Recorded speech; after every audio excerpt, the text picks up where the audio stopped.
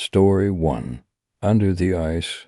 As I lay in my sick bed with my mind muddled, I find it quite impossible to find motivation to continue on and lack the focus to return to my work. Ever since a fantastic yet terrible event I have bordered on mania, now I feel the urge to relate my story to others, perhaps to ward against the vile allure of knowledge. Perhaps it is just to pass the time until my end, before I embarked on a journey that would change my perspective, and indeed my life. I had been a historian, though I was not affiliated with any particular historical society. I did achieve some note. My interest was mainly anthropological, and I spent much of my existence venturing from place to place. The intricacies of obscure cultures and languages ignited a spark of curiosity within me. I was noted for possessing an impressive collection of tomes and artifacts contained within my serene study. The bleak day of which my descent into Tienus began was of little excitement. I had returned from an expedition to Siberia for days prior. I was to examine a carven tablet presumably crafted by a Neanderthal hand. However, it was revealed to be a mere hoax, having no current project. I gazed idly at Goya's Saturn devouring his sun painting, as I often did. It was afforded a central resting place in my study due to my inexplicable fancy for it. Not long after my contemplation began, I heard a shrill ring and mechanically answered the telephone's summons. I immediately recognized the voice of my long-time compat, Riot. Lawrence had accompanied me on a vast majority of expeditions, and was surely the adventurous spirit of our duo, always seeking out more work and new challenges. His call was not wholly unexpected. What he conveyed to me was incredibly strange. He claimed that Antarctica had suffered a vicious summer, and a considerable amount of ice had melted in some areas. The peculiar THING was in one certain area on the southern coast. The uppermost towers of an ancient cathedral had been spied. I listened with disbelief. No civilization could exist beneath the suffocating ice. Surely the sighting was an illusion, a trick of light. Yet Lawrence assured me with vigor that what he spoke of was so. I reluctantly agreed to accompany his exploration, gathering and purchasing items for preparation of the voyage. Spanned the long hours of the next 3 days. Procuring cold weather gear was not an issue, as my previous trip had been to Siberia, and this freed up a modest amount of time. The excess time allowed me to think on the expedition more, and when the time to leave was upon me, I was in considerably higher spirits. I thought that maybe it was possible someone had once inhabited this alleged icy citadel. Glancing at Goya's masterwork for the last time, I exited my dwelling and proceeded to the prearranged meeting point. We boarded a ship headed for Buenos Aires, and from there we would make the trip to Antarctica. I now had an almost tangible sense of excitement. Lawrence did not hesitate to chide me for my earlier incredulity. In Argentino we resupplied, and it was then that I first met an interesting member of the crew headed to the glacial plains. He was a large man named Mikhail, and spent much of his time drawing and writing in his notebook. He had a vivid imagination and was very much superstitious. Thus he relished our current mission. The long, arduous voyage across the sea was initially uneventful Strange note, however, is that as we got closer to the frigid continent, my dreams took on a strange quality. Mikhail seemed to be affected the most, as he was by far the most sensitive of the crew. His drawings and writing were more sinister than usual, yet he could offer no explanation. We encountered a strangely abandoned ship that was in excellent condition besides the fact that it had no fuel left. We loaded it for provisions and left. Mikhail seemed strangely entranced by the sea after that incident. His artwork had already shown marine influence before, but now it was an obsession. Later that day, Mikhail was nowhere to be found, and I remembered strange ripples in the water I had seen shortly after we passed by the ship. I watched the stars that night, yet they offered no solace. The only thing I could think of was the vast emptiness of space, and it terrified me. When we landed and breathed in the dry, frigid air, morale was very low. The loss of Mikhail hit everyone. He, hard as he was of friendly character, we could also see that a storm was building. We quickly set up our tents, mostly to find the embrace of warm air. Lawrence inexplicably fell ill that night, and as the moon reached the zenith, the storm struck with full fury. I noted a sound much like a screeching call and attributed it to the fierce winds. When the morning sun lazily emerged from the clouds, it facilitated my view of the vast Arctic landscape, heaped snow from the blizzard creating small hills and valleys. Another member of our crew had gone missing, and none could echo. And for him, the crew assembled a search team to discover his fate, bidding me to remain with Lawrence. Quickly ascertaining that he required no aid, I set off towards the supposed sunken city just to catch a glimpse. All doubt left me when I saw the great spires reaching towards the heavens. The light reflecting off of the highest steeple was almost hypnotizing. I trudged through the ice with renewed purpose, forgetting completely about Lawrence and the crew. My first challenge was to locate some entrance or weak spot in the thick ice to breach the frozen berg. As I was exploring the surrounding, I stepped on a deceptively thin layer of ice and fell through, opening the way to the forgotten city.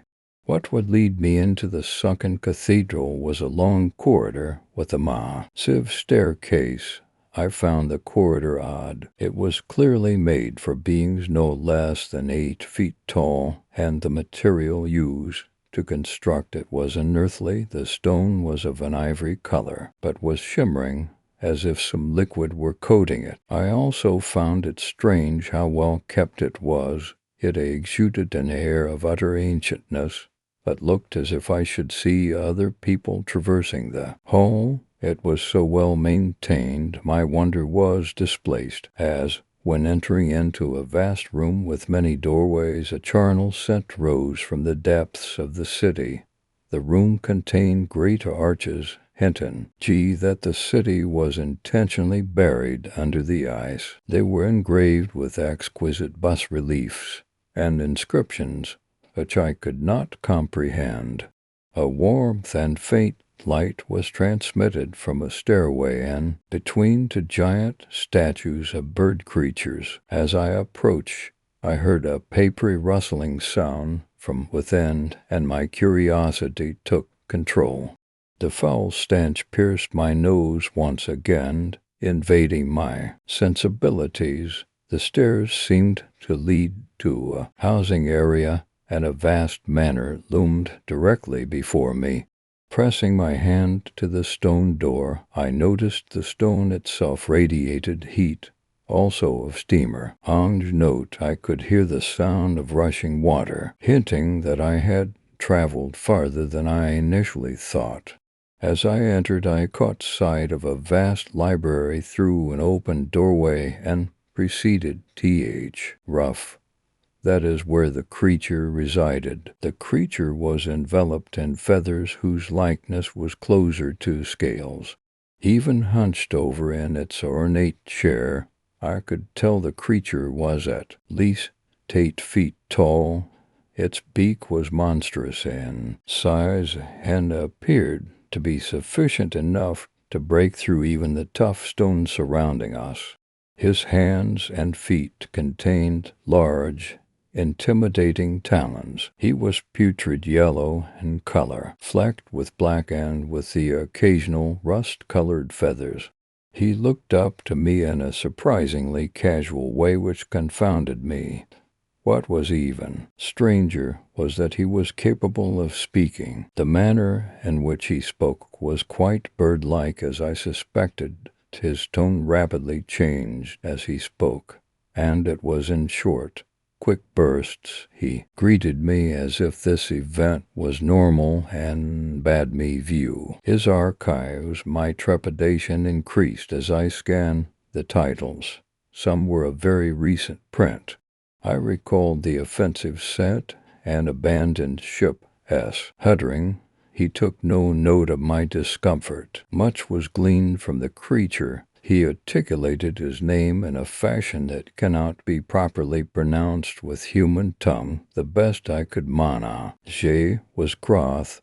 Groth told me of his species, the Golka, and of their numerous great cities crafted in the inky black recesses of ice.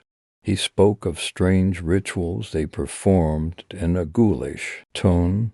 His candor startled me as he spoke of things which brought the occult to mind. At last, he removed his hands from his lap, revealing that the book he had been poring over when I entered as in fact the dreaded Necronomicon. With a glint in his eyes, he beckoned me to follow him.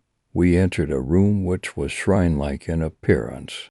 The place of worship was a great monolith, exquisitely carved. Directly in front of it was a pedestal with grotesque statuette perched upon it. I was struck with a wave of nervousness and wished only to escape. However, I could not will myself to move. The hideous Golka began chanting from the vile tome in his possession. His voice strangely maintained its normal quality as he spoke. As the last undulating wave of words left Groth's throat, the monolith underwent change. On the top of the vast obelisk opened a chasm or portal of pure darkness. The inky blackness was so intense that my eyes ached, and I knew it to be the very cosmos. The eternal and deafening silence filled me with dread. Then emerged the star-born being with images of the future. The sight of the indescribable creature induced in me a madness so intense. It is impossible to chronicle. The mass of shadow and eyes revealed the future of mankind. When it descended from the stars to claim the earth as its own, the downfall of humanity would commence. The Golka and other creatures would claw their way out from the depths to liberate the world from humanity. My knees quaked and instinct forced me to take action. I ran back through the manor and out of the city. I made no note as the icy gale chilled my flesh. A search party was sent out by Lawrence when I did not return, and they found me stumbling and rambling madly not far from camp. I told of my experience on the way back to my home, but none would heed my words. I write this from my room in my psychiatric ward to explain my actions. When the star-spawn comes to Earth, humanity will be reduced to primal and barbaric ways. Thus, I shall cast myself from the window. Even now I can hear the call of the thing which should not be, calling from the unfathomable cold of space and the depths of madness. Story 2. Just your typical Saturday night. It's Saturday night, and I'm home alone playing a video game. Not exactly the exciting parting life you'd expect from a college student, but what else could I do? My parents had the car. In fact, my parents drove off to Maine for a mini vacation, and while I'm heating up a frozen pizza for dinner, they're probably stuffing their faces with lobster. It's okay, though. They originally didn't want to go without me when I told them I had an English paper to write this weekend, but I told them I preferred to be alone so I could focus on the paper. I wasn't writing it now, though. It was around 7 o'clock. Not really late, but since it was winter it was already dark out, so I decided to take advantage of the darkness and play my Resident Evil video game. It was a horror suspense game centered around a zombie infestation, and to maximize my playing experience I always played at night when it was dark out, shutting off all the lights inside, as well as making sure there was no excess noise anywhere. My parents are asleep. It might sound like a stupid thing to do, but you don't know true terror until you're in a dark open space and the only thing visible is your big screen TV showing a zombie slowly limping toward you. So I'm playing my game, sucked up in the moment and terrified as my character is making his way through an abandoned zombified subway station when the phone rings from the kitchen and scares me half to death. Thank God my parents put the volume on super extra loud before they left so I wouldn't miss their calls, I thought to myself as I went and got the phone, only to see member Cirques show up on the caller ID. Washington S. Pretty mad.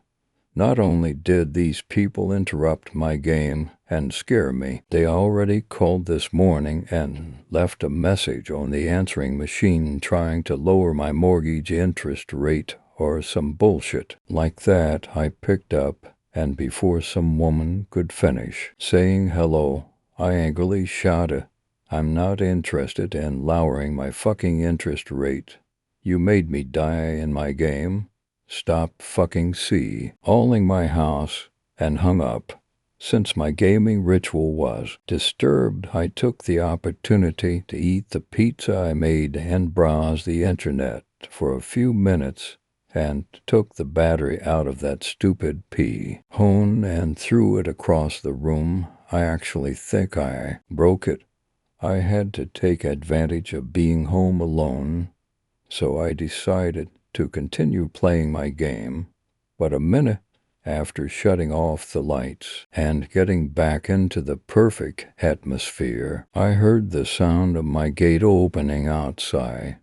I paused the game and quietly snuck upstairs to look out the window to try to see who came. Upon looking out, I saw a Con Edison truck double parked outside.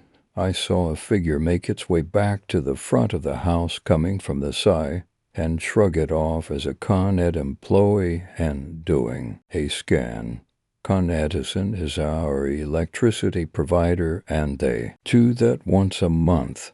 Just come by and scan something on the side of the house to check how much electricity has been used, or so my mom told me once. I continued to spy on the guy, waiting for him to leave, but he paused in front of the house, looking at the device in his hands. After a few seconds, he made his way to the front door and rang the bell. I considered not answering, hoping he'd just leave, sad to say, but I was a coward.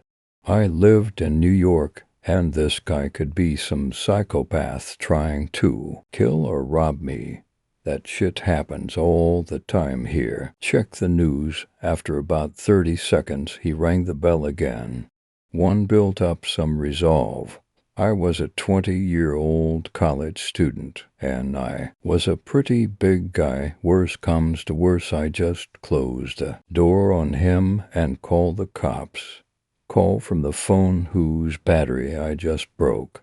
Not a great move considering I left my cell phone in the car 5 hours away. Besides, this guy probably just wanted to ask a question or tell me something trivial. He worked for Con Ed, for God's sake. I rushed back down to the first floor and opened the window next to the door, casually saying, "Hey, sorry, I was in the bathroom. What's up?" I inspected the guy since I could see his face clearly now. Pretty decent-looking guy. He was white and average brown eyes and unkempt, inch-long, dark brown hair that was almost black. Maybe it was the lighting. The place was still dark from when I was gaming. He wore what looked like a standard Con Ed uniform and held the scanning device under his arm, probably around 30 years old. He had a friendly smile and seemed to be full of energy. Despite working so late on a weekend, he probably wasn't married or had any kids. "Sorry to disturb you," he said, "but there seem to be some abnormalities with current running in your house. Can I come in and take a look at your fuse box?" I hesitated. He wanted to come inside. I took another look at his uniform and snuck a glance at his van. After a few seconds, I reluctantly muttered, "Yeah, sure." I unlocked and opened the door and ran over to turn some lamps on. The Con Ed guy came inside, pushed the door closed, and enthusiastically said thanks. "I try to make this quick." I led him downstairs to the fuse box, and as we passed the TV, with my game still on pause from the phone call, the Con Ed guy said, "Oh, wow, Resident Evil. My kid loves this game." I was pretty shocked at this. In a curious way, I stole another glance at this guy's face. He still looked young enough for me to reason that he didn't have kids. Normally, I'm not good at judging superficial characteristics because I just don't pay attention to them. But I really thought I had this guy pegged. Not only did he have more energy than I figured a parent to a young kid could have, but he genuinely looked 30, and since I'd just been playing my game, my observational senses were heightened. Trust me, I was in survive a zombie apocalypse mode. If this guy was 30 like I thought, then his son would be maybe 12 years old, assuming him at age 18. Resident Evil wasn't a game 12-year-olds should be playing. "Oh, really?"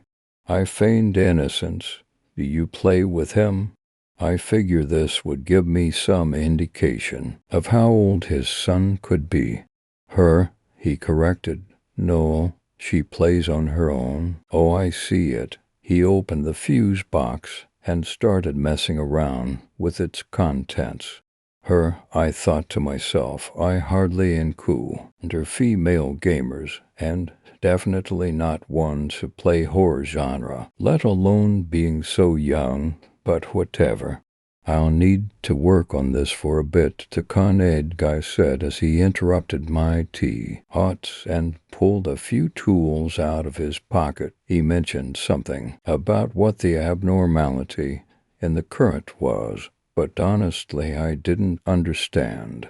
After a few minutes of awkward silence, and me just standing around watching him work, I decided to offer him a beverage. "Could I get you a bottle of water or something?" "Sure, that'd be great," he said. "It'll just be a few more minutes. I think I found the problem." I walked upstairs and took my time getting the water. I wasn't in a rush to go back down there with him. When I got the bottle and went back to the stairs, I noticed the front door leading outside was slightly open.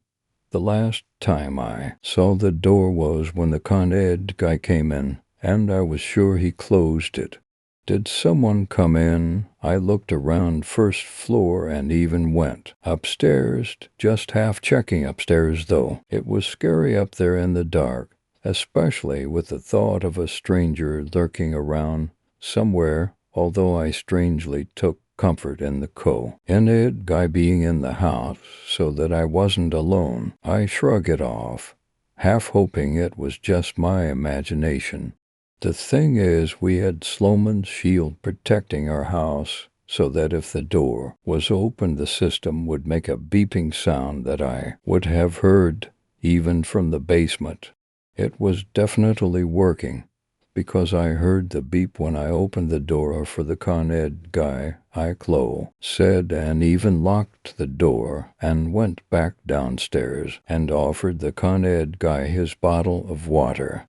He seemed to be finished, since he was putting his tools back into his pocket. "Thanks," he said as I gave him the water. After drinking a bit, he said, "I fixed the problem.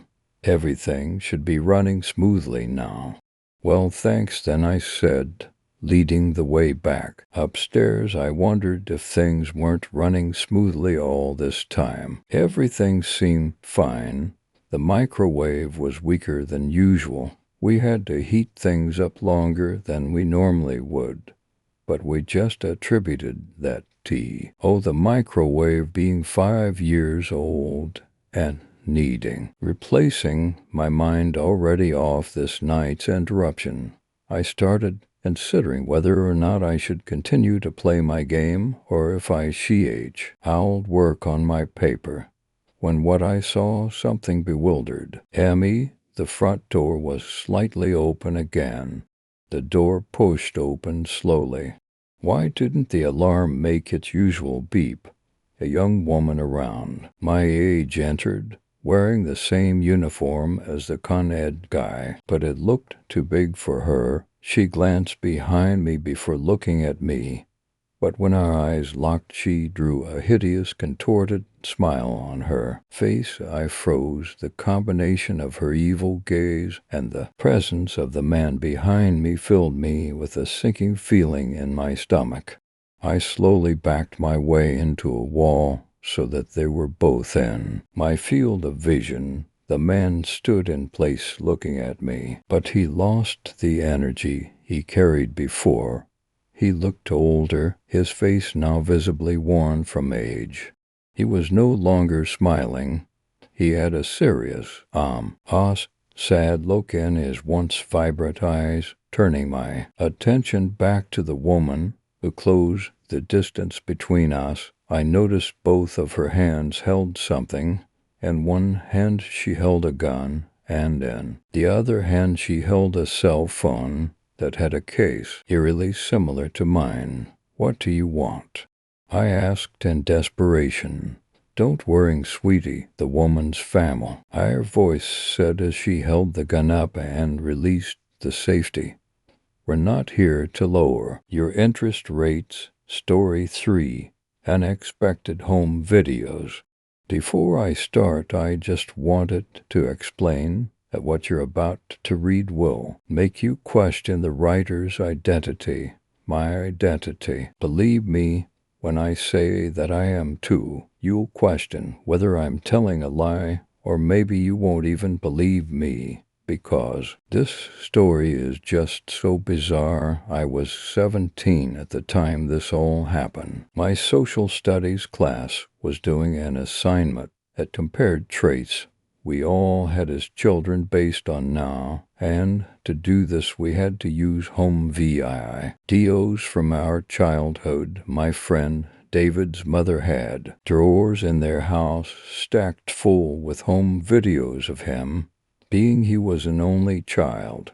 My mother didn't have any home videos of me that I knew of. I had 3 siblings, all of which were in the frame of 3 years apart from me.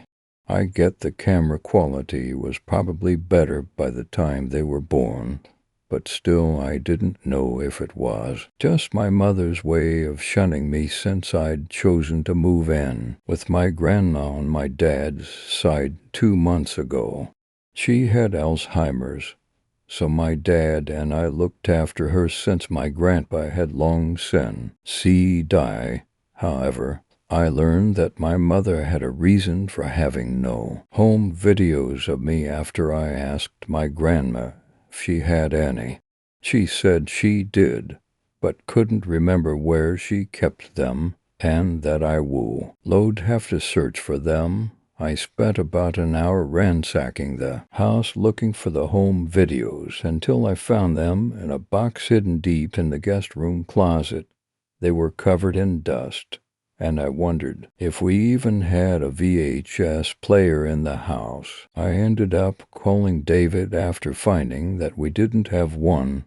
Since I knew that he had one in the living room in his house, I drove over with a box full of home videos and started watching them as David went to get us some soda. The tapes were pretty poor quality.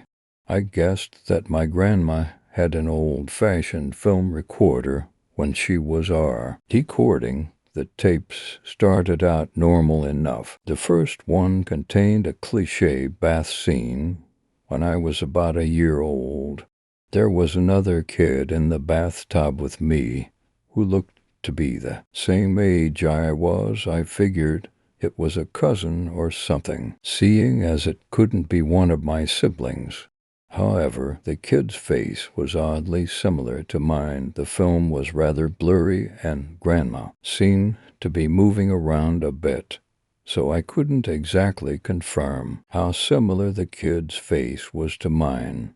It didn't really seem out of the ordinary, since my mom and her sister were twins. I hadn't seen my cousin in a while, but I just figured he looked similar to me when we were little. But I must have been mistaking him for being older than he actually was at that time, since he was 2 years younger than me. We started the next video after deciding that the bath video would not be shown in class. The next video was footage from Christmas morning.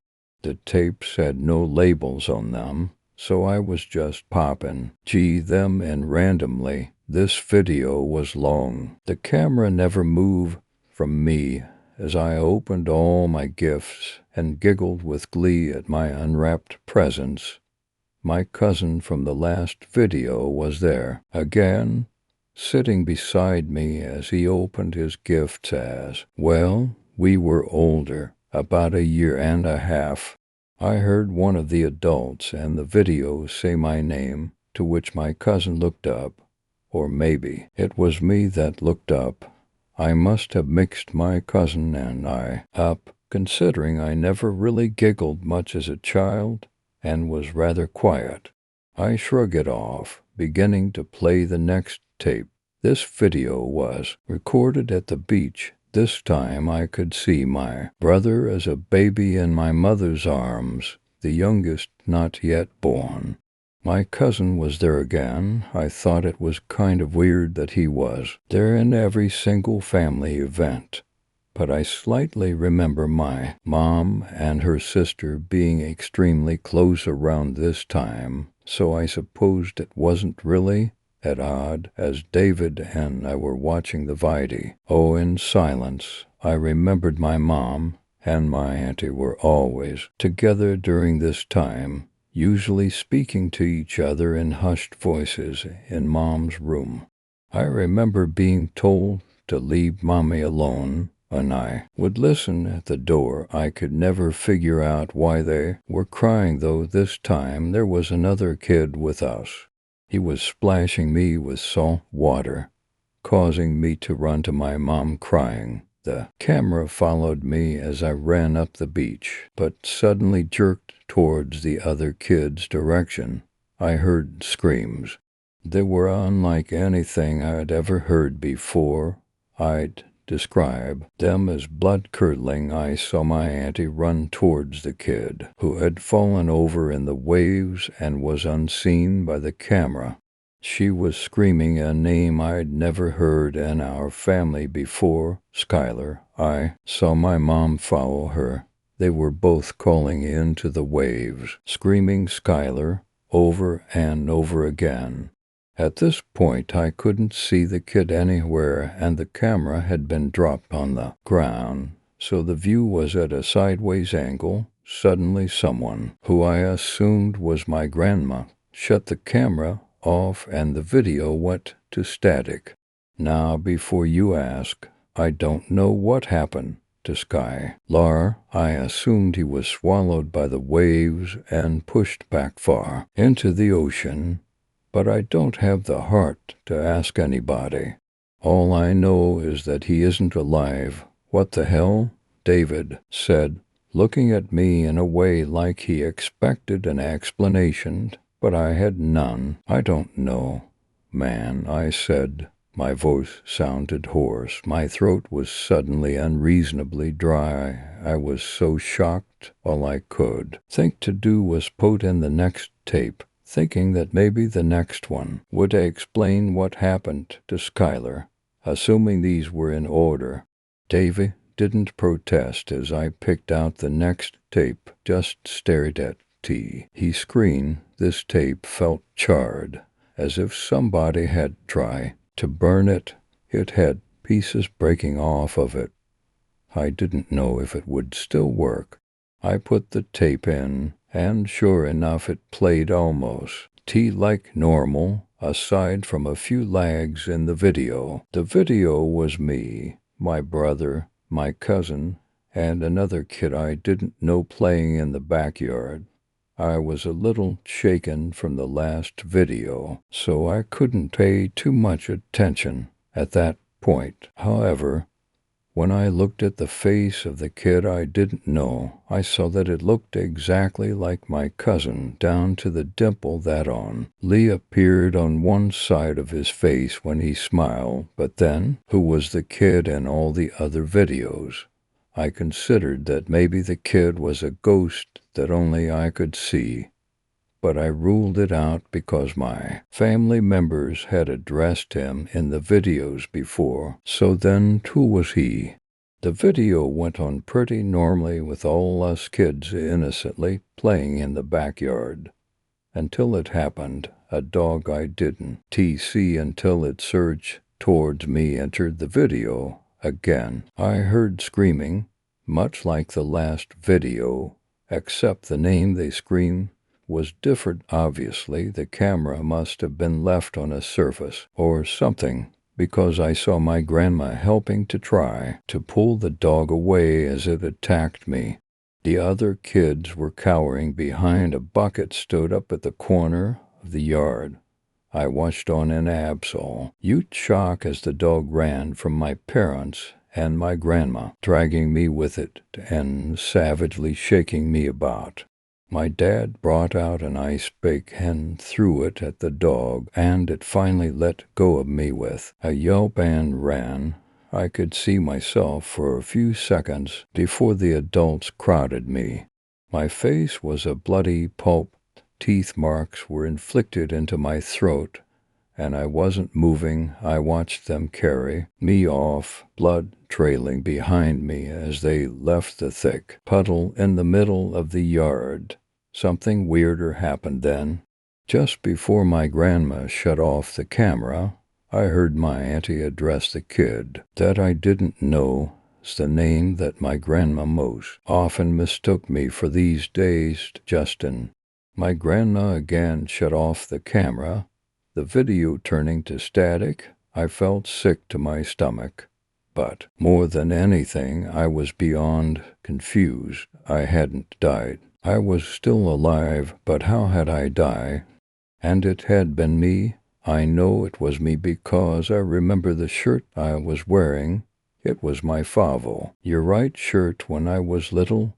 Not to mention that everyone had been screaming my name. I looked over at David, expecting him to say something, but he said nothing. A few seconds later, I watched him rush to the bathroom and heard this gurgling, purging noises. That night, I considered what had happened. I was still confused as all hell, and beyond frightened. Was this the type of tape that showed you why? Our death, if you hadn't avoided it somehow? Was I being picked off Final Destination style? This happened a few weeks ago. I still don't know what's going on. I haven't died yet, though. I know what you're all thinking. That it was my twin brother. But here's the thing. I don't have a twin brother. Never did.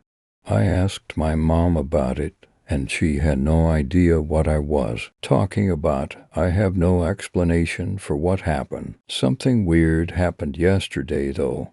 I was at home with Grandma, and she kept calling me Justin like she usually does. I always just shrug it off because of her Alzheimer's. But now there's just something unsettling about it. Your mother ripped me a new one today, Justin. So I should have got rid of T.O.'s videos, she said rather suddenly. She was staring at me in a way that made my back prickle uneasily. Why? I asked softly, hearing the unease in my voice. Said you'd find out the truth. Said you'd be mad. She wanted you to be him, she said. She sounded confused. So I figured she probably didn't remember the events that happened in the videos at all. My name isn't T. Justin, I heard myself saying, but it felt like it wasn't even me speaking. My name is Dan. Grandma. She smiled at me then, patting me on the hand. No, honey, you're Justin. Your brother's name is Dan. Story 4. Squidward's suicide. I just want to start off by saying if you want an answer at the end, prepare to be disappointed. There just isn't one. I was an intern at Nickelodeon Studios for a year in 2005 for my degree in animation. It wasn't paid, of course. Most internships aren't. But it did have some perks beyond education. To adults, it might not seem like a big one, but most kids at the time would go crazy over it. Now, since I worked directly with the editors and animators, I got to view the new episodes days before they aired. I'll get right to it without giving too many unnecessary details. They had very recently made the SpongeBob movie, and the entire staff was somewhat sapped of creativity, so it took them longer to start up the season. But the delay lasted longer for our more upsetting reasons. There was a problem with the series for premiere that set everyone and everything back for several months. Me and 2 other interns were in the editing room along with the lead animators and sound editors for the final cut. We received the copy that was supposed to be Fear of a Krabby Patty and gathered around the screen to watch.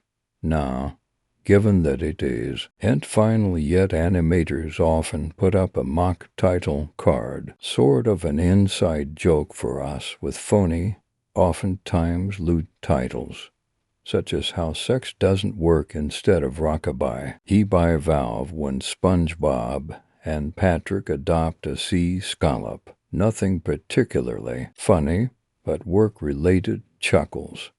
So when we saw the title card Squidward's suicide, we didn't think it more than a morbid joke. One of the interns did a small throat laugh at it. The happy-go-lucky music plays as is normal. The story began with Squidward practicing his clarinet, hitting a few sour notes like normal. We hear SpongeBob laughing outside, and Squidward stops, yelling at him to keep it down as he has a concert that night and needs to practice. SpongeBob says okay and goes to see Sandy with Patrick. The bubble splash screen comes up and we see the ending of Squidward's concert. This is when things began to seem off. While playing, a few frames repeat themselves, but the sound doesn't at this point sound as sin. CD up with animation. So, yes, that's not common, but when he stops playing, the sound finishes as if the skip never happened. There is slight murmuring in the crowd before they begin to boo him. Not normal, see, cartoon booing that is common in the show, but you could very clearly hear malice in it. Squidward's in full frame and looks visibly afraid. The shot goes to the crowd with SpongeBob in center frame, and he too is booing, very much unlike him. That isn't the oddest thing, though. What is odd is everyone had hyper-realistic eyes, very detailed, clearly not shots of real people's eyes, but something a bit more real than CGI. The pupils were red. Some of us looked at each other, obviously confused. But since we weren't the writers, we didn't question its a people to children, yet the shot goes to Squidward sitting on the edge of his bed, looking very forlorn. The view out of his porthole window is of a night sky, so it isn't very long after the concert. The unsettling part is at this point there is no sound, literally no sound, not even the feedback from the speakers in the room. It's as if the speakers were turned off, though their status showed them working perfectly. He just sat there, blinking in this silence for about 30 seconds. Then he started to sob softly. He put his hands tentacles over his eyes and cried quietly for a full minute more, all the while a sound in the background very slowly growing from nothing to barely audible. It sounded like a slight breeze through a forest. The screen slowly begins to zoom in on his face. By slow, I mean it's only noticeable if you look at shots 10 seconds apart, side by side. His sobbing gets louder, more full of hurt and anger. The screen then twitches a bit, as if it twists in on itself for a split second, then back to normal. The whine through the trees sound gets slowly louder and more severe, as if a storm is brewing somewhere. The eerie part is this sound, and Squidward's sobbing sounded real, as if the sound wasn't coming from the speakers, but as if the speakers were holes the sound was coming through from the other side, as good a sound as the studio likes to have. They don't purchase the equipment to be that good to produce sound of that quality. Below the sound of the wind and sobbing, very faint, something sounded like laughing. It came at odd intervals and never lasted more than a second, so you had a hard time pinning it. We watched this show twice, so pardon me if things sound too specific, but I've had time to think about them oft. Our 30 seconds of this, the screen blurred and twitched violently, and something flashed over the screen, as if a single frame was replaced. The lead animation editor paused and rewound frame by frame. What we say was horrible. It was a still photo of a dead child. He couldn't have been more than 6. The face was mangled and blooded, one eye dangling over his upturned face. Pop. He was naked down to his underwear, his stomach crudely cut open and his entrails laying beside him. He was laying on some pavement that was probably a road. The most upsetting part was that there was a shadow of the photographer. There was no crime tape, no evidence tags or markers, and the angle was completely off for a shot designed to be evidence. It would seem the photographer was the person responsible for the child's death. We were, of course, mortified, but pressed on, hoping that it was just a sick joke. The screen flipped back to Squidward, still sobbing, louder than before, and half body in frame. There was now what appeared to be blood running down his face from his eyes. The blood was also done in a hyper-realistic style, looking as if you touched it you'd get blue. D on your fingers, the wind sounded now as if it were that of a gale blowing through the forest. There were even snapping sounds of branches. The laughing, a deep baritone, lasting at longer intervals and coming G more frequently. After about 20 seconds, the screen again twisted and showed a single-frame photo. The editor was reluctant to go back. We all were, but he knew he had to. This Tim. The photo was that of what appeared to be a little girl, no older than the first child. She was laying on her stomach, her barrettes in a pool of blood next to her. Her left eye was popped out, and popped, naked except for underpants. Her entrails were piled on top of her above another crude cut along her back. Again the body was on the street, and the photographer's shadow was visible, very similar in size and shape to the first. I had to choke back vomit, and one in turn, the only female in the room, ran out. The show resumed about 5 seconds after this second photo played. Squidward went silent, as did all sound, like it was when this scene started. He put his tentacles down, and his eyes were now done in hyper-realism, like the others were in the beginning of this episode. Hair bleeding, bloodshot, and pulsating. He just stared at the screen, as if watching the viewer. After about 10 seconds, he started sobbing, this time not covering his eyes. The sound was piercing and loud, and most fear-inducing of all is his sobbing was mixed with screams. Tears and blood were dripping down his face at a heavy rate. The wind sound came back, and so did the D. He voiced laughing, and this time the still photo lasted for a good 5 frames. The animator was able to stop it on the 4th and backed up. This time the photo was of a boy about the same age, but this time the scene was different. The entrails were just being pulled out from a stomach wound by a large hand. The right eye popped and dangling, blood trickling down it. The animator proceeded. It was hard to believe, but the next one was different, but we couldn't tell what. He went on to the next. Same thing.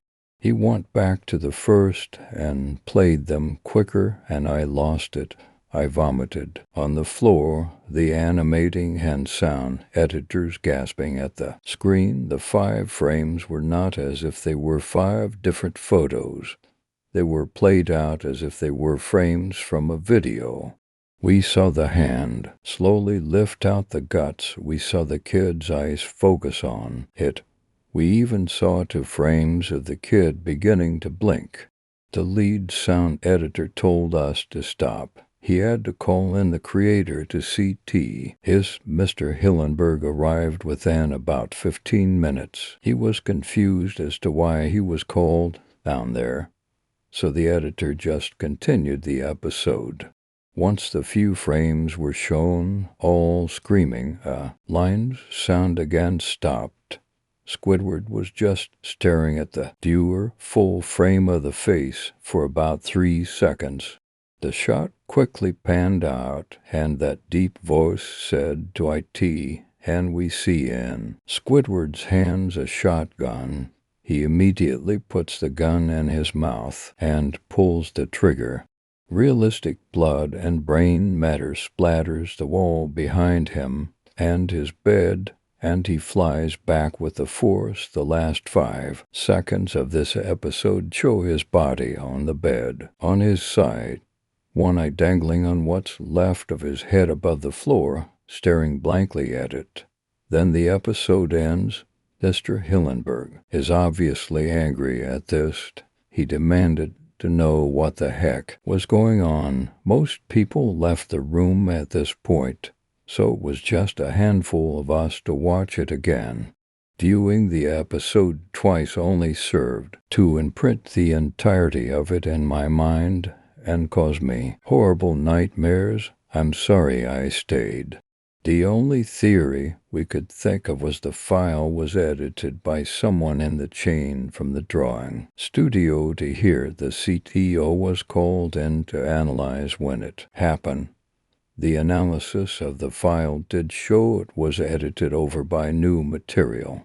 However, the timestamp of it was a mere 24 seconds before we begged, and viewing it, all equipment involved was examined for foreign software and hardware as well as glitches, as if the timestamp may have glitched and showed the wrong time, but everything checked out. We don't know what happened, and to this day, nobody does. There was an investigation due to the nature of the photos, but nothing came of it. No child scene was identified, and no clues were gathered from the data involved, nor physical clues in the photos. I never believed in unexplainable phenomena before, but now that I have something happen, and can't prove anything about it beyond anecdotal evidence, I think twice about things. Story 5. My son did something terrible on Halloween. I have a confession to make. I have been trying so hard to forget what I saw, but now that Halloween is right around the corner again, all these memories resurfaced all of a sudden. I now know it was wrong to keep my mouth shut, but before I tell my husband about it and later on the authorities, I want to get it off my chest anonymously. Maybe this will help me confessing to my loved ones. My son, I'll call him all for the sake of this story, is crazy about Halloween. Each year he dresses up as a zombie. Loves zombies. Last year he begged and pleaded with me to let him go trick-or-treating with his friends.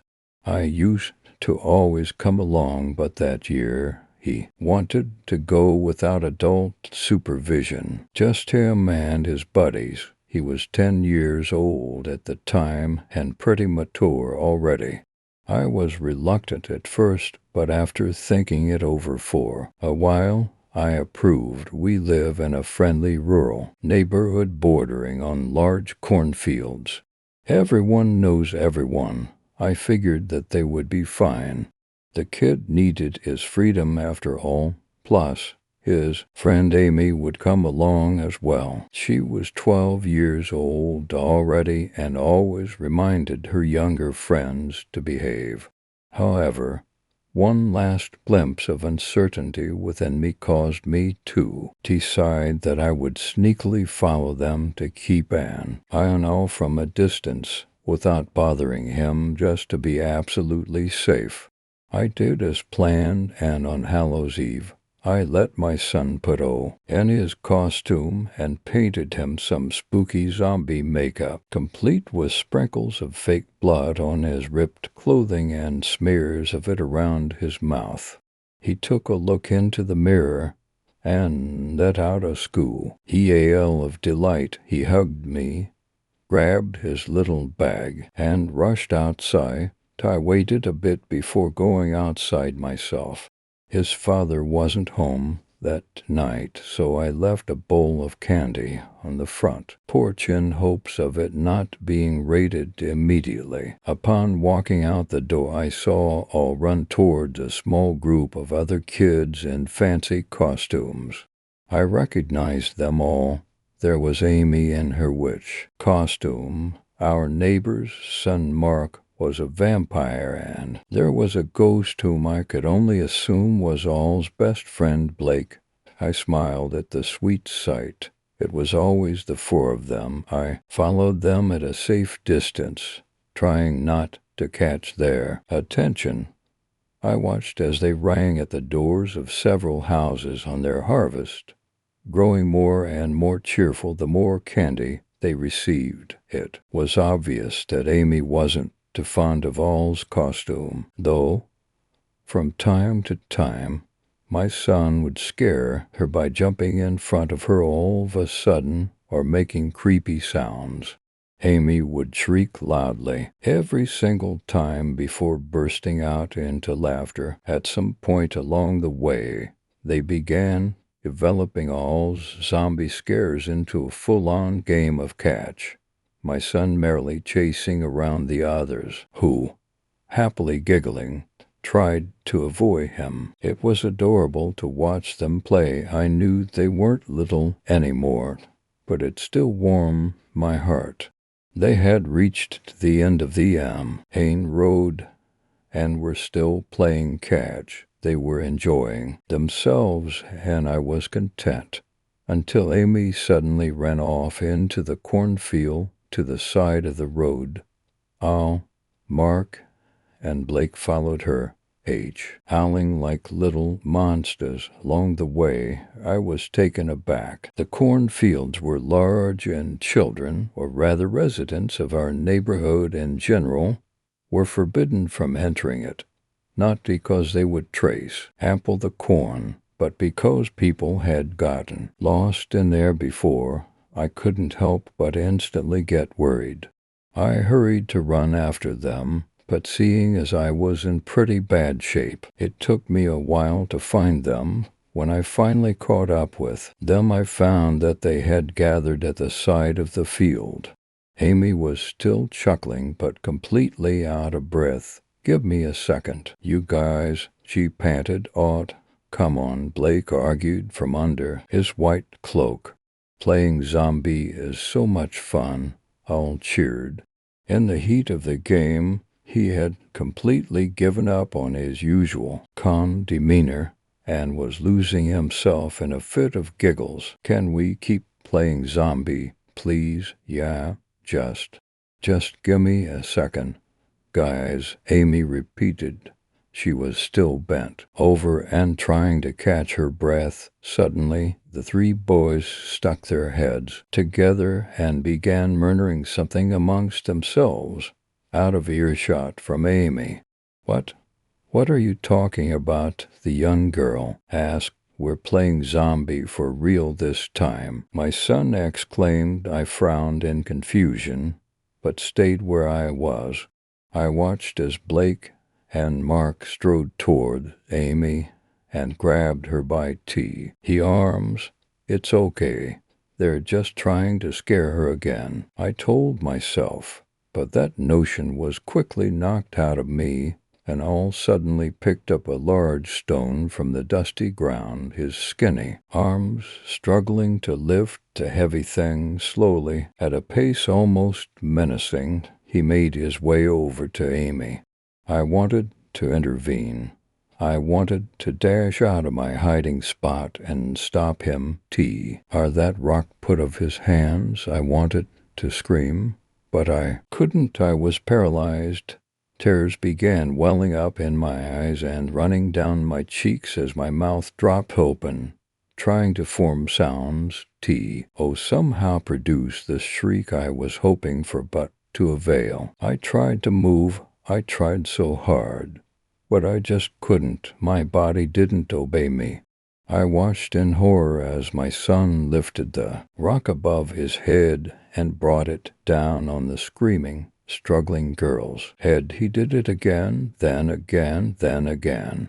My son, my child, my flesh and blood, bashed his friend's skull in. Blood was gushing everywhere onto my son's hands, his face, his costume. I let go of the stone and knelt down and fumbled around in the remains of Amy's head.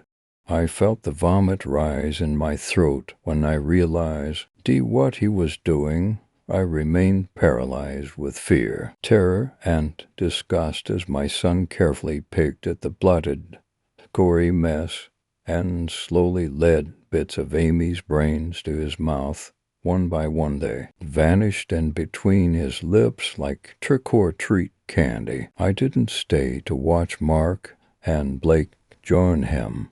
When I finally regained control over my body, I simply turned and ran. I ran all the way back home, tears of shock still gushing out of my eyes. I barely made it into the bathroom before I started vomiting.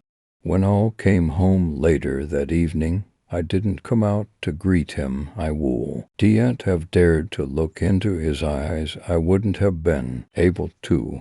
I haven't been able to look at him the same way ever since. I don't know why he did such a thing. Was it my fault? Where did I go wrong?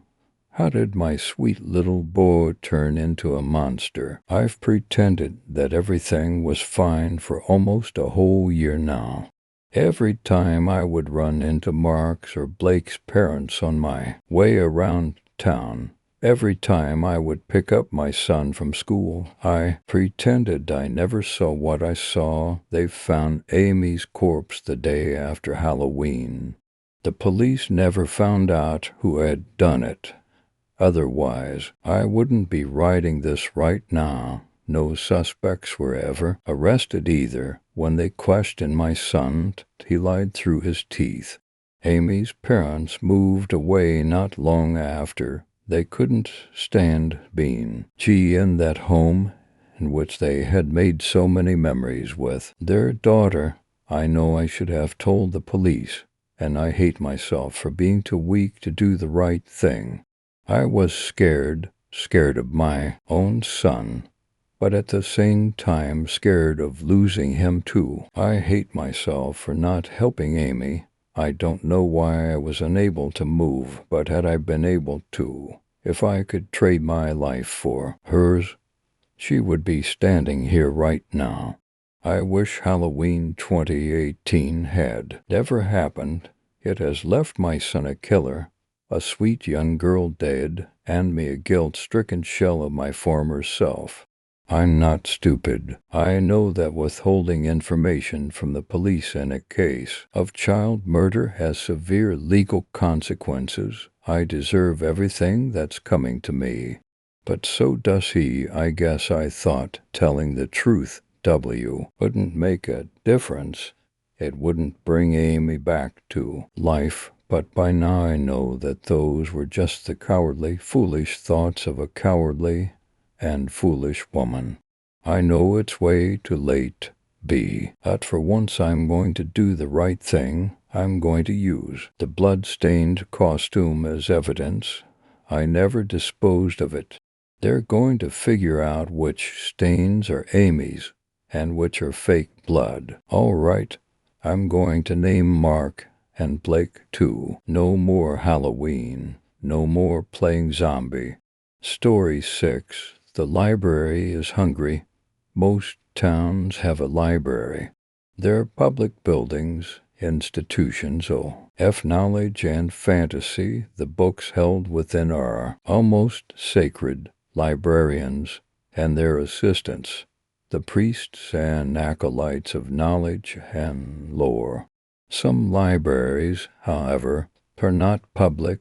They hold forbidden secrets and untold stories. Congratulations, reader. This is your invitation.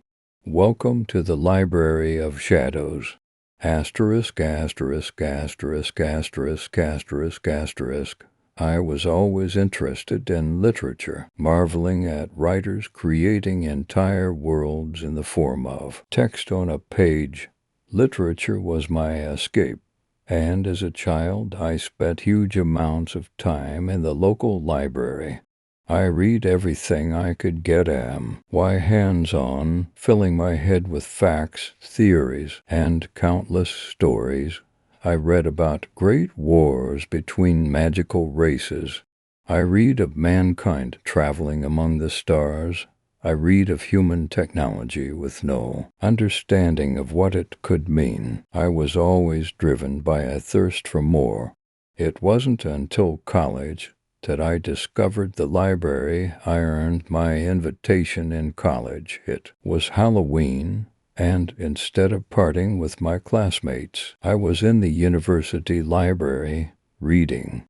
I had a Kindle, but there really wasn't any replacement for a real pulp and ink book. I'd sit there for hours, intoxicated by the slightly musty smell of pages waiting to be turned. The reverent silence of the library was a welcome break from long days of lectures and homework. library staff would clear the building out at 10, starting on the top floor of the building, sweeping for undergrads cramming last second for tomorrow morning's test, or grad students desperately researching for their doomed thesis project. When the librarians came around, they'd beg just another hour.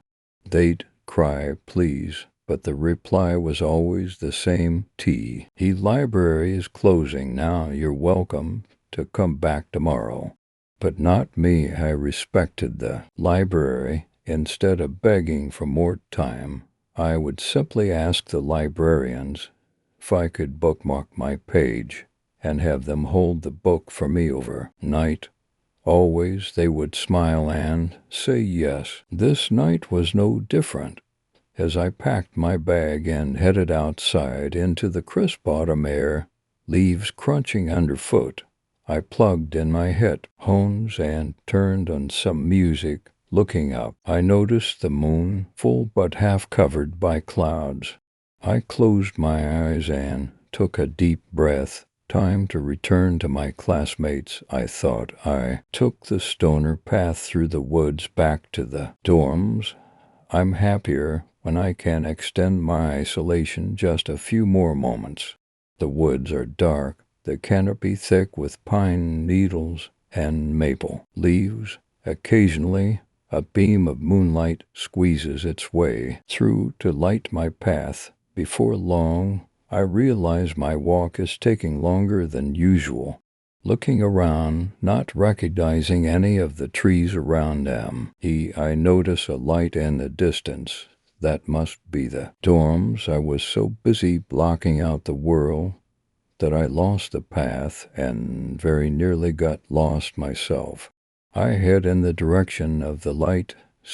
All minutes later, I stop walking and turn off the music, straining to hear the sound of late-night debauchery from the dorms. I hear nothing.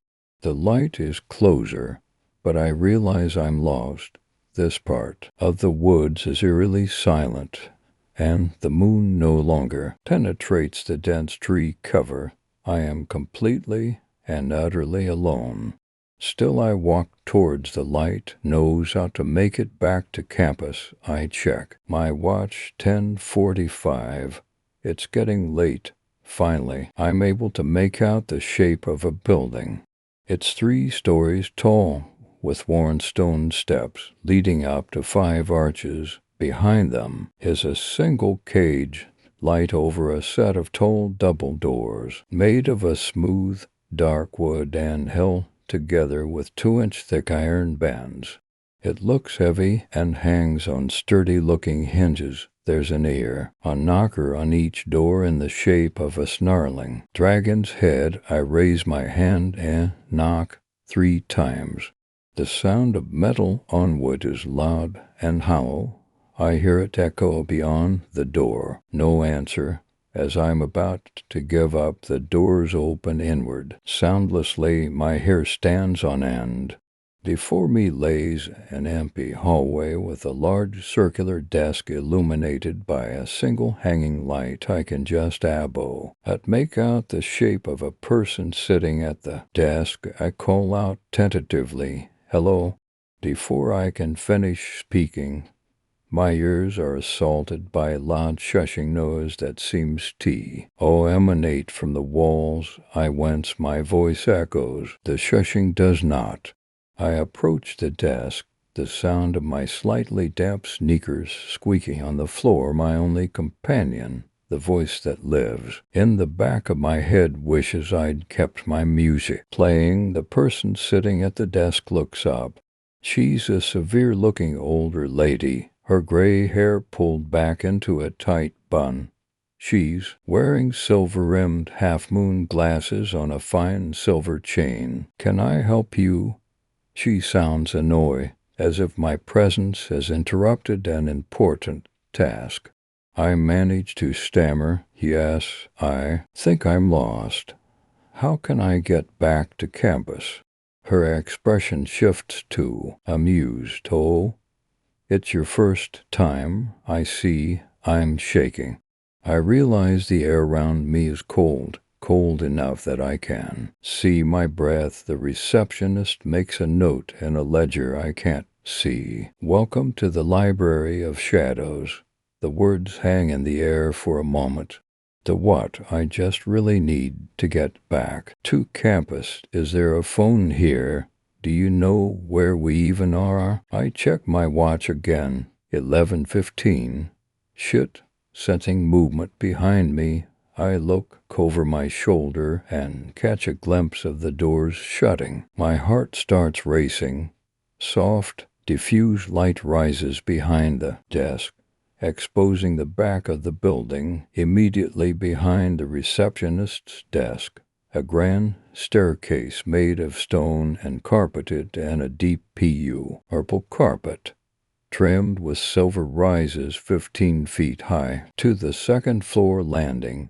Behind that, row upon row of bookshelves stand tall, filled with books.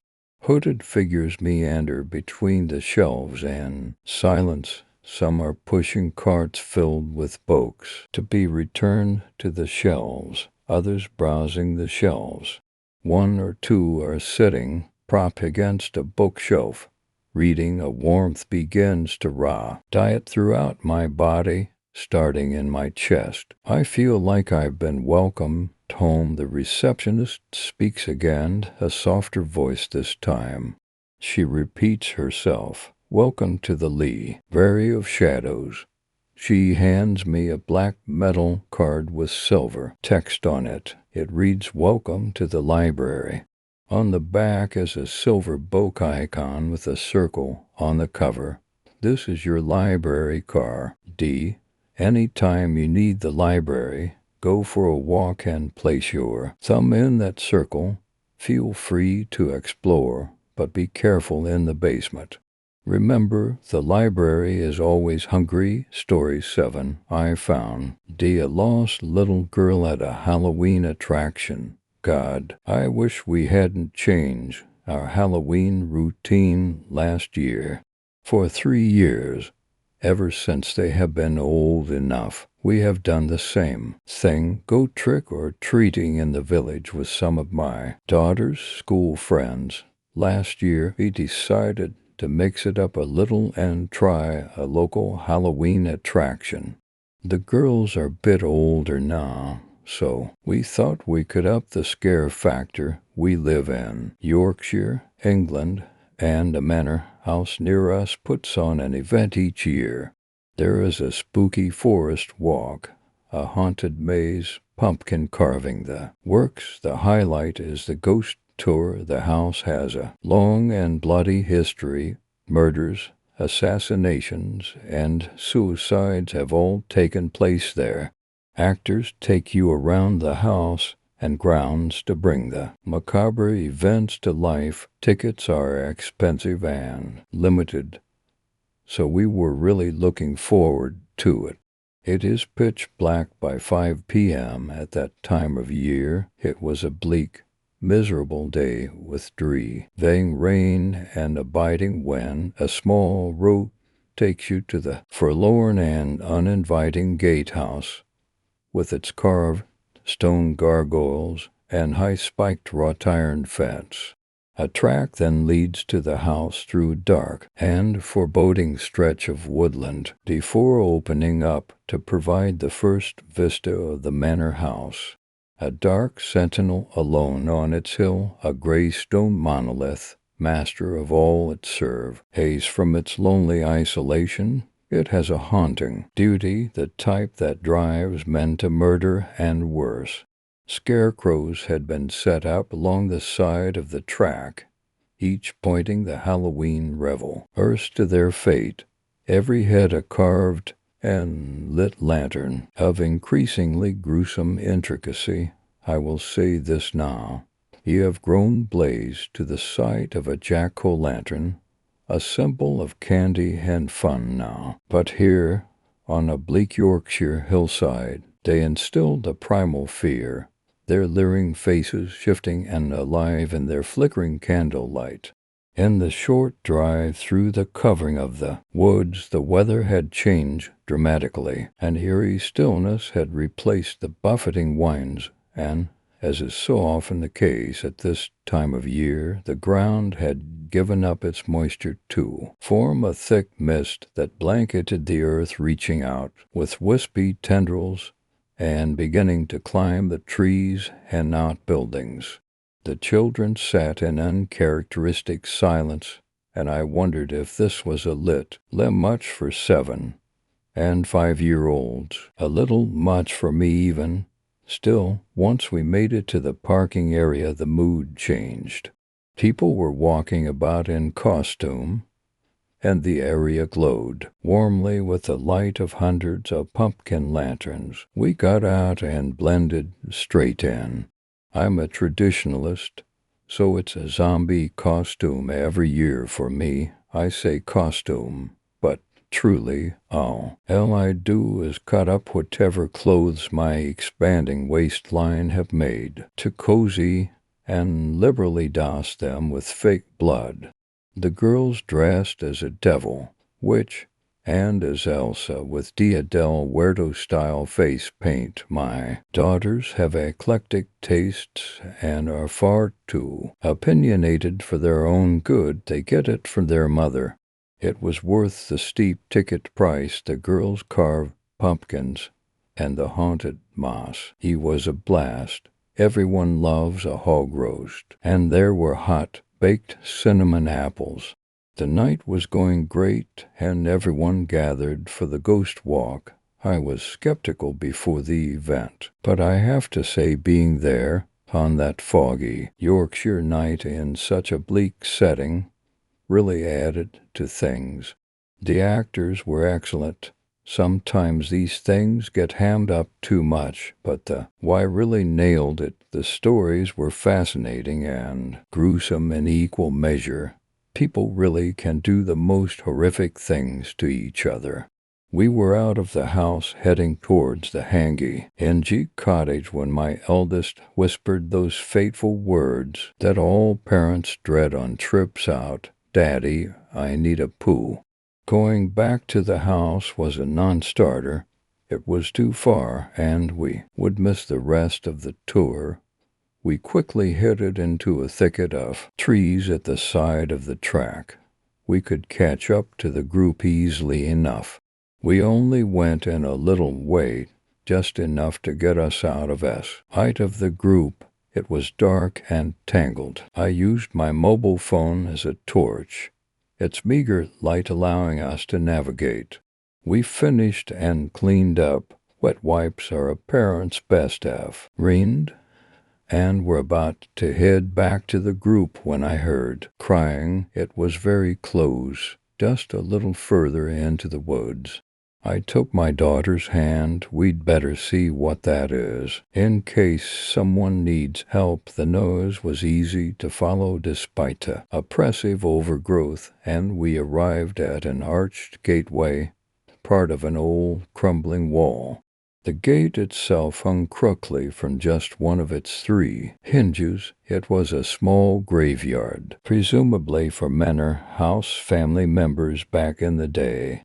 The tombstones were ancient, bent crooked as hags at all angles where the earth had moved and subsided over the years. The blanket of fog was so thick it covered our feet as we walked. At the far end, we could see a small figure behind one of the headstones. It was small, plain, stone and unmarked. No engraved name to honor its resident. Corpse. "Hello. Are you okay?" I asked. The figure turned. It was a little girl, about my daughter's age. Her costume, Washington's excellent. Old-fashioned clothes from the 1960s, maybe. But it was the makeup that made it. Her skin was marble white, her eyes ringed in black, and blood-red. Tear streaks ran down her cheeks. Across her throat an incredibly realistic slash, with just the right amount of fake blood trickling from it. She didn't reply. "Are your mummy or daddy here?" I asked again. Nothing. She just looked on at the floor. I noticed she had on one of the wristbands we all received on the way in. It had a space for writing a parent's phone number on for just such an occasion. What's your name, Lee? Told one. Still no reply. Can I look at your wristband, please? Sweetheart, see if I can call your parents. She held up her arm. Her skin was icy to touch when I held it to see the number clear. Lee, poor thing, I took off my jacket and draped it around her whilst I dialed. It was a landline number which worried me.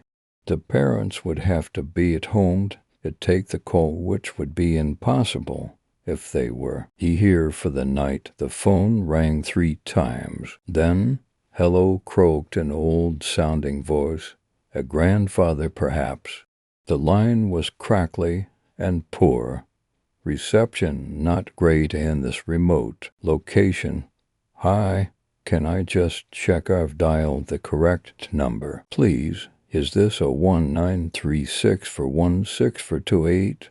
I wanted to make sure I was talking to the right person before giving out details of a lost child. Hello, can you speak up? He asked. He sounded so old. Not what I was expecting at all. I repeated myself slowly, and this time he confirmed I had called the right number. I found a little girl who's lost. This was the number on her wristband. Are you missing your daughter or granddaughter? I said. I don't have a daughter. I don't have any children, he replied. She's about 6 or 7, all dressed for Halloween. Vintage 60s clothes and a slashed neck. There was a long pause. I thought he hadn't heard me, and I was about to repeat myself when he started to speak. I didn't. It was in Archie. I never meant it to be like that, to happen that way. Sir, is this your child? She looked so perfect, I wanted her to be mine. But then she struggled. How did you know it was me? All those years. How did you find me now? I stood in stunned silence. My mind was reeling. I wasn't sure what was happening, what I was hearing. Suddenly, from behind us in the clearing, the evocative hoot of an owl and a flapping of wings. I turned, momentarily distracted. When I turned back, the girl was gone. My coat lay draped over the gravestone. Written on the previously unmarked stone in fresh blood was the name Sally Turnbull. In my shock, it took a moment to register that the phone had gone dead. I spent a panicked few minutes looking for the little girl, eventually conceding defeat. I took a photo of the gravestone before scooping my daughter onto my shoulders and running back to find the main group.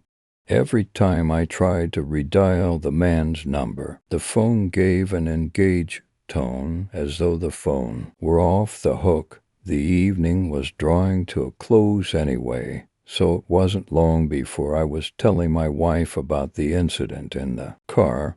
My wife Googled the name Sally Turnbull. She found an article from a few years ago in the local paper talking about the tragic and unsolved case of 6-year-old Sally went missing in 1967. We agreed we should call the police, hoping that somehow this was all some elaborate Halloween prank. They didn't come out until the next morning.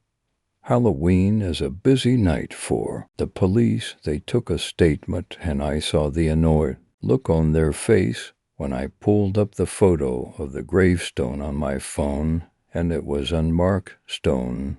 There was no name written on their th. I asked my daughter what happened, and that didn't help. She told them that she and Daddy had been in the woods, so she could go to the toilet, but that she couldn't hear the crying that I could. She said she didn't see a little girl in the private cemetery, just Daddy looking at a gravestone before putting his jacket on it. The police gave me a lecture about wasting police time, but I insisted they took down the number I had dialed and agreed to follow up on it. I thought they were humoring me until 3 weeks later, when I got a call from the office who had visited us. She said they identified the number I had dialed as belonging to Mr. Brian Carter, retired widower, who lived a couple of villages away.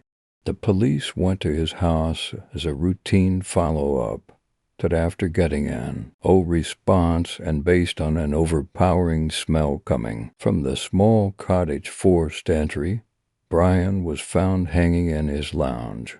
Next to him, still beeping the phone, its receiver on the floor. He had written to words on a pad, "I'm sorry," and police had timed his death as within an hour of the phone call I made to him on that Halloween night.